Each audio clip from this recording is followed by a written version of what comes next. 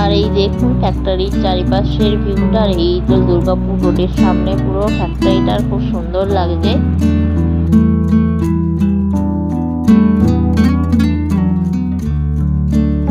তো চলে এলাম রেড কাউ ফ্যাক্টরিতে ঠাকুর দেখতে। আর এই দেখতে পাচ্ছেন এখানে সবাই খাচ্ছে পায়েস। এখানে পায়েস বানিয়েছিল।